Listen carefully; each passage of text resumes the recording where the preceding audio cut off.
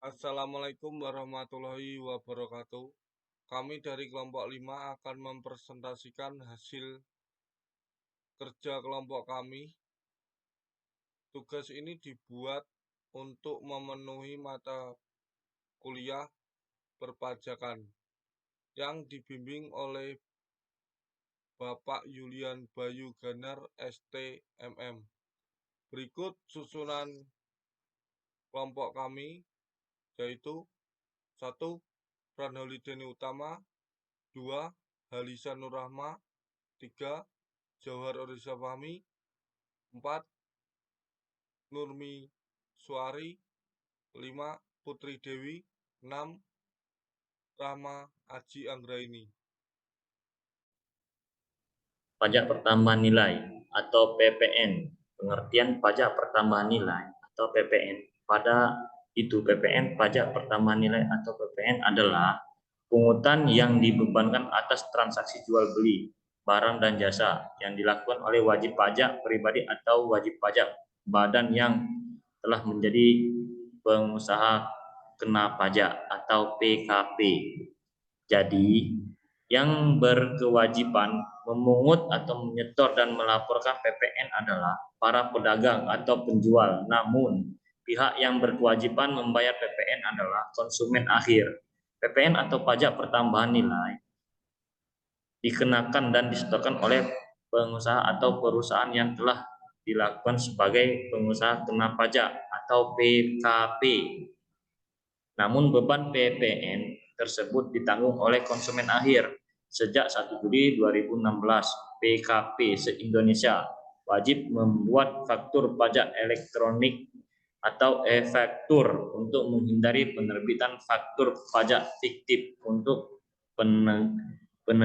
pengenaan PPN pada lawan transaksinya. Tarif PPN menurut tentang Undang-Undang Nomor 42 Tahun 2009 Pasal 7 yang kemudian diubah dengan Undang-Undang Harmonisasi Perpajakan atau UU HPP pada bab 4 Pasal 7 ayat 1. Penyerahan barang kena pajak atau BKP dan jasa kena pajak atau JKP di dalam daerah pembayaran yang dilakukan oleh pengusaha impor barang kena pajak. Pemanfaatan barang kena pajak tidak diwujud dari luar daerah pebaen di dalam daerah pebaen. Pemanfaatan jasa kena pajak dari luar daerah pebaen di dalam daerah pebaen. Ekspor barang kena pajak berwujud atau tidak berwujud dan ekspor jasa kena pajak oleh pengusaha kena pajak atau PKP. Kini Anda dapat memutuskan pelaporan PPN Anda melalui online pajak. Baik, selanjutnya akan dibacakan oleh rekan kami. Baik, materi selanjutnya yaitu dasar hukum PPN. PPN memiliki dasar hukum yang menaunginya, yakni Undang-Undang Nomor 8 Tahun 1883 yang beberapa kali mengalami perubahan. Pertama, Undang-Undang Nomor 18 Tahun 2000 tentang perubahan kedua atas Undang-Undang Nomor 8 Tahun 1983 tentang PPN barang dan jasa dan PPNBM yang bertujuan untuk menciptakan sistem perpajakan yang tepat untuk masyarakat juga untuk meningkatkan penerimaan negara. Selanjutnya, Undang-Undang Nomor 42 Tahun 2009 tentang pajak penambahan nilai barang dan jasa dan pajak penjualan atas barang mewah untuk melengkapi kekurangan pada Undang-Undang Pajak Penambahan Nilai sebelumnya. Undang-undang ini memiliki tujuan memberikan keadilan hukum dan keamanan bagi negara dan masyarakat dengan sistem perpajakan yang jauh lebih sederhana. Kemudian, meskipun ada ketentuan baru tentang pajak penambahan nilai pada Undang-Undang Nomor 11 Tahun 2020 tentang Cipta Kerja pada klaster perpajakan, tetapi Undang-Undang Nomor 42 Tahun 2009 masih berlaku. Undang-Undang Nomor 42 Tahun 2009 masih berlaku sebagian. Yang terbaru, dasar hukum PPN berada di dalam peraturan perundang-undangan perpajakan, yaitu pada Undang-Undang Harga Pokok Produksi Nomor 7 Tahun 2021 tentang harmonisasi peraturan perpajakan. Untuk selanjutnya, saya Aliza Nurrahma akan menjelaskan subjek dan objek dari PPN. Yang pertama itu ada subjek PPN. Apa itu subjek PPN? Yang disebut sebagai subjek PPN adalah orang pribadi atau badan yang melakukan kegiatan penyerahan dan menerima barang kena pajak atau BKP dan jasa kena pajak atau JKP. Hal ini dapat diartikan bahwa seluruh orang itu disebut sebagai subjek PPN, atau lebih tepatnya semua orang yang ada di lingkup wilayah Indonesia merupakan subjek PPN. Sifat PPN yang merupakan pajak konsumsi dalam negeri membuat semua orang dalam lingkup wilayah Indonesia menjadi subjek PPN. Karena PPN dikenakan atas barang atau jasa yang dikonsumsi di dalam daerah pabean Indonesia. Jika ditelaah, subjek PPN dibagi menjadi dua bagian. Yang pertama itu ada pengusaha kena pajak atau PKP. Apa itu PKP? PKP ialah di mana pengusaha melakukan penyerahan BKP atau JKP yang dikenai oleh pajak, di mana PPN dipungut oleh PKP dalam hal yang pertama, PKP melakukan penyerahan BKP, yang kedua, PKP melakukan penyerahan JKP, yang ketiga, PKP melakukan ekspor BKP. Ekspor BKP tidak berwujud ekspor JKP. Untuk selanjutnya, apa saja kewajiban PKP? Yang pertama, melaporkan usaha untuk dikukuhkan sebagai PKP. Yang kedua, memungut PPN dan PPNBM yang terhutang. Yang ketiga, menyetorkan PPN yang masih dibayar dalam hal pajak keluaran lebih besar dibanding masukan yang dapat dikreditkan serta menyetorkan pajak penjualan atas barang mewah yang terhutang atau PPNBM. Yang keempat, melaporkan ke dalam SPT masa PPN perhitungan pajak. Sebagai subjek PPN, PKP juga diwajibkan untuk membuat faktur pajak dengan bentuk yang sudah ditentukan oleh Direktorat Jenderal Pajak atau DJP, yakni faktur pajak elektronik atau e-faktur atas penyerahan dan penerimaan BKP atau JKP. Yang kedua yaitu ada non-PKP. PPN akan tetap terhutang walaupun yang melakukan kegiatan yang merupakan objek PPN adalah bukan PKP, yaitu dalam hal yang pertama itu ada impor BKP, yang kedua itu ada pemanfaatan BKP tidak berwujud dari luar daerah pabean, melainkan dari dalam daerah pabean. Yang ketiga, pemanfaatan JKP dari luar daerah pabean, melainkan dari dalam daerah pabean. Yang keempat, melakukan kegiatan pembangunan sendiri dalam pasal 16C UU PPN. Baik, sekarang kita ke syarat transaksi dikenakan PPN. Yang pertama ada penjual harus PKP. PKP ini adalah pengusaha kena pajak di mana setiap perusahaan atau orang pribadi yang akan melakukan penjualan ketika dia mau melakukan pemungutan pajak seperti itu, maka dia terlebih dahulu harus dikukuhkan sebagai PKP oleh Dirjen Pajak. Yang kedua ada barang atau jasa yang dijual itu harus BKP atau JKP. Karena memang ada beberapa barang, contoh barang pertanian atau mungkin jasa boga itu juga ada aturan yang tidak mewajibkan untuk itu sebagai barang kena pajak. Yang ketiga, penyerahan dilakukan di dalam daerah pabean atau di dalam wilayah negara Indonesia. Seperti yang sudah kita semua ketahui, per 1 April 2022 ini berlaku tarif PPN yaitu 11%. Nah, bagaimana cara menghitung besaran dasar pengenaan pajak atau besaran DPP PPN dengan tarif PPN terbaru ini? Kami akan sajikan salah satu contoh kasus sehingga nantinya akan mempermudah teman-teman sekalian dalam memahami bagaimana cara menghitung DPP PPN tersebut.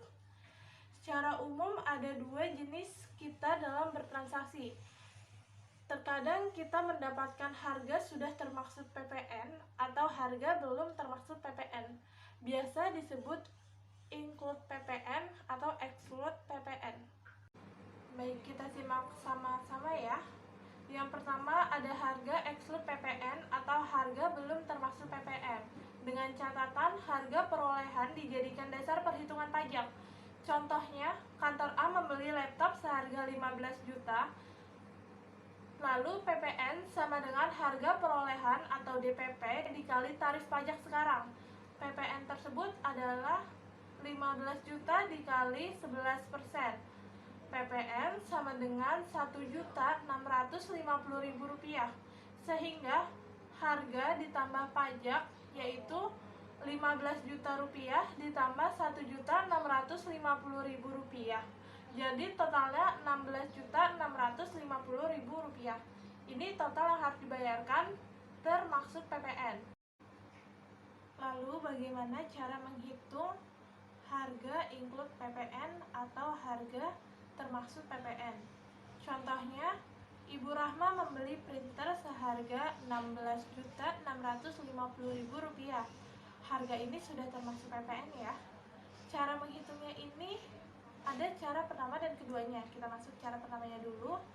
PPN sama dengan DPP dikali tarif pajak sama dengan harga perolehan dibagi 1,11. 1,11 ini kita dapatkan dari 100 dibagi 111. Ini dari rumus ya. Lalu DPP sama dengan Rp16.650.000 dibagi 1,11. DPP-nya dapat Rp15 juta. PPN sama dengan 15 juta dikali tarif pajak sekarang yaitu 11%. Jadi dapat Rp1.650.000. Lalu kita ada cara keduanya atau cara lebih simpel ya, yaitu PPN sama dengan harga total dibagi 1, 0,11. 1,11 nya kita dapat dari atas yang tadi, lalu 0,11 nya kita dapat dari 11 dibagi 111% nya itu, jadi 0,11. Lalu Rp16.650.000 dibagi 1,11 dikali 0,11. Maka hasil PPN-nya adalah Rp1.650.000. Baik, itu aja caranya. Cukup mudah bukan teman-teman? Kita lanjut ke materi selanjutnya ya. Contoh soal selanjutnya, PT ABC ada pekerjaan jasa ke pemerintah. Nilai pekerjaannya adalah sebesar 200 juta. Itu sudah termasuk dengan PPN. Pertanyaannya di sini adalah berapakah DPP-nya dan berapakah PPN-nya. Nah, untuk menemukan DPP, kita masukin rumus di sini. DPP sama dengan nilai total dibagi 1,11. 1,11 dari mana? Itu adalah dari 11% yang pengenaan pajak yang di Indonesia. Kalau sebelumnya itu 10%, tapi sekarang sudah dinaikkan menjadi 11%. Jadi 100% dikali dengan 111%, maka hasilnya 1,11%.